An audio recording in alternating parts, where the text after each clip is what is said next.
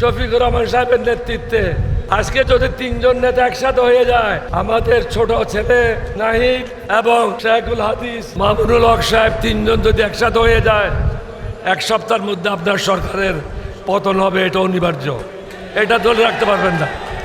কারণ তারা যে কোনো সময় 20 লক্ষ 30 লক্ষ লোকের সমাবেশ ঢাকাতে ঘটাতে পারবে। টঙ্গীর রাস্তা বন্ধ করে দেবে, সায়দাবাদের রাস্তা বন্ধ করে দেবে, মিরপুরের রাস্তা বন্ধ করে দেবে। আপনি কোন দিকে দেশে থাকবেন? বর্তমান যিনি প্রধানমন্ত্রী, তার উদ্দেশ্যে আমি কিছু কথা বলতে চাই। তিনিও চান, আমরাও চাই একটা সুন্দর বাংলাদেশ, জবাবদিহিমূলক বাংলাদেশ। এটা তখনই সম্ভব যখন দেশের ন্যায় বিচার প্রতিষ্ঠা হবে। এটা তখনই সম্ভব যখন দুর্নীতি বন্ধ হবে, সন্ত্রাস বন্ধ হবে, চাঁদাবাজ বন্ধ হবে। এই জিনিসগুলি কিন্তু নিত্যদিনের ঘটনা। মাননীয় প্রধানমন্ত্রীকে বলবো, আপনি যখন বিভিন্ন পদে কাকে পদায়ন করেন, তার 20 বছর আগের ইতিহাস গেটে দেখবেন, কিভাবে সে দুর্নীতি করেছে, সে কোন কোন দায়িত্ব পালন করেছে, সে দায়িত্ব পালনের সময় জনগণের সাথে কিভাবে বেইমানি করেছে। এই জিনিসগুলি যদি আপনি সুন্দরভাবে পরীক্ষা নিরীক্ষা করে না দেখেন, তাহলে আপনি বিএনপির প্রধানমন্ত্রী হবেন, বাংলাদেশের প্রধানমন্ত্রী হতে পারবেন না। আপনাকে বাংলাদেশের প্রধানমন্ত্রী হতে হবে। আপনি বেগম জিয়ার সন্তান, শহীদ রাষ্ট্রপতি জিয়াউর রহমানের সন্তান। জিয়াউর রহমান কি জন্য প্রসিদ্ধ হয়েছিল? I, Major Zia, declare myself as a provisional head of the state. তিনি বাংলাদেশের স্বাধীনতা ঘোষণা করে জাতির দুর্দিনে জনগণকে দিক নির্দেশনা দিয়ে মানুষের মধ্যে প্রসিদ্ধ হয়েছিলেন। বেগম খালেদা জিয়া সংসদীয় গণতন্ত্র প্রতিষ্ঠা করে জনগণের মধ্যে অমরত্ব লাভ করেছেন। আপনি দালালদের কথা না শুনে, চাটুকারদের কথা না শুনে, নিজের বিবেক দিয়ে যে সংস্কারের কথাগুলি জনগণ বলছে, এই সংস্কারগুলি করেন।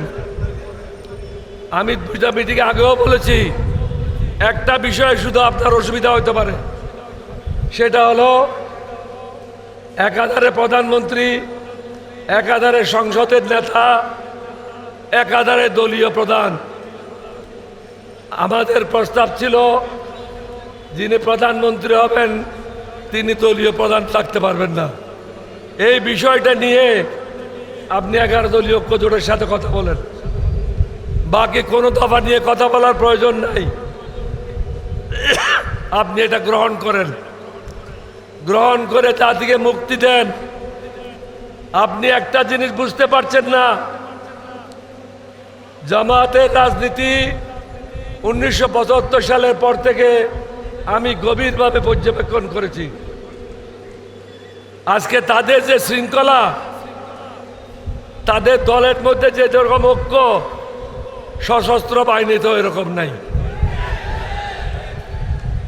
আজকে যদি 3জন নেতা একসাথে হয়ে যায়, শফিকুর রহমান সাহেবের নেতৃত্বে আমাদের ছোট ছেলে নাহিদ এবং শেখুল হাদিস মামুনুল হক সাহেব তিনজন যদি একসাথে হয়ে যায়, এক সপ্তাহের মধ্যে আপনার সরকারের পতন হবে। এটা অনিবার্য, এটা ধরে রাখতে পারবেন না। কারণ তারা যে কোনো সময় 20 লক্ষ 30 লক্ষ লোকের সমাবেশ ঢাকাতে ঘটাতে পারবে। টঙ্গীর রাস্তা বন্ধ করে দেবে, সায়দাবাদের রাস্তা বন্ধ করে দেবে, মিরপুরের রাস্তা বন্ধ করে দেবে। আপনি কোন দিকে দেশে থাকবেন? আপনাকে এটা বুঝতে হবে। আপনি অন্যদের দ্বারা প্রভাবিত হবেন না। দেশের মানুষের কথা বলেন, চিন্তা করেন, দেশের মঙ্গলের কথা চিন্তা করেন।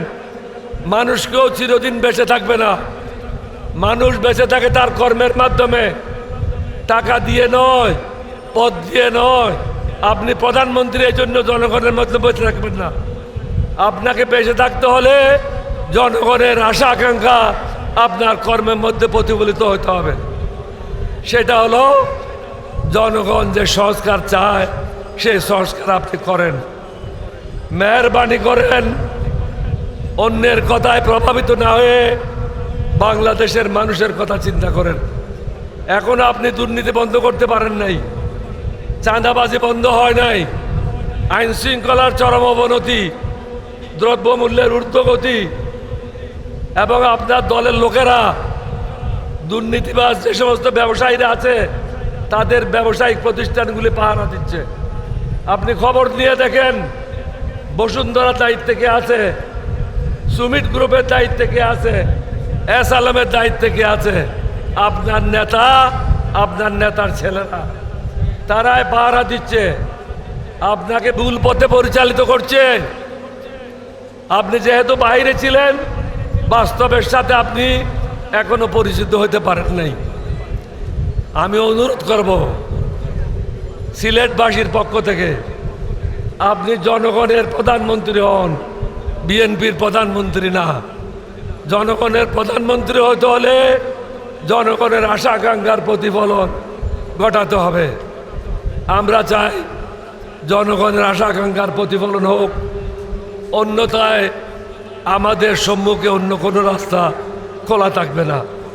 তখন শুধু একটাই হবে, এক দফা এক দাবি, এই সরকার কবে যাবি, এটা ছাড়া কোনো কিছু রাখবে না। আমাদেরকে ওই জায়গায় ধাক্কা দিয়ে নেবেন না। মেহরবানি করে জনগণের আশা আকাঙ্ক্ষার প্রতিফলন ঘটে যত দ্রুত সম্ভব আপনার কাজগুলি কন্ট্রাক্টবিহীন করেন এবং সংস্কারগুলি সুন্দরভাবে সংসদের মাধ্যমে পাশ করে দেন। তাহলে এই দেশে শান্তি ফিরে আসবে।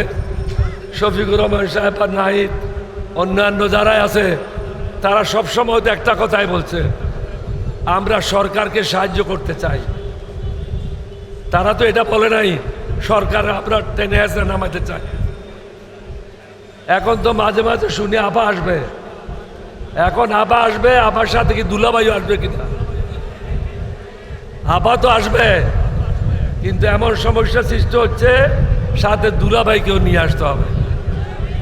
তা আপনারা প্রস্তুত থাকেন ফাঁসির রশি নিয়ে। এখানে আসলে এমনি কাজ চলবে না। এবার ফাঁসি ঢাকা কারাগারে হবে না, সরওয়ার্দী উদ্যানে করতে হবে। তাহলেই এই যে সুন্নতের কথা বলেন, ইসলামের কথা বলেন, কোরআনের কথা বলেন। কোরআনে কেন বলে হাত কাটে দেন? কারণ হাত কাটা দেখলে মানুষ মনে করবে এ চোর, অপরাধী, বাকি লোকেরা আর চুরি করবে না, অপরাধ করবে না। আমাদেরকেও সরওয়ার্দী উদ্যানে নিয়ে এই বদমাইশদেরকে পিটাইতে হবে, তাহলে দেশ ঠিক পথে যাবে। আপনাদের সবাইকে ধন্যবাদ। বাংলাদেশ জিন্দাবাদ, 11 দলীয় জোট জিন্দাবাদ। আসসালামু আলাইকুম ওয়া রাহমাতুল্লাহি ওয়া বারাকাতুহু।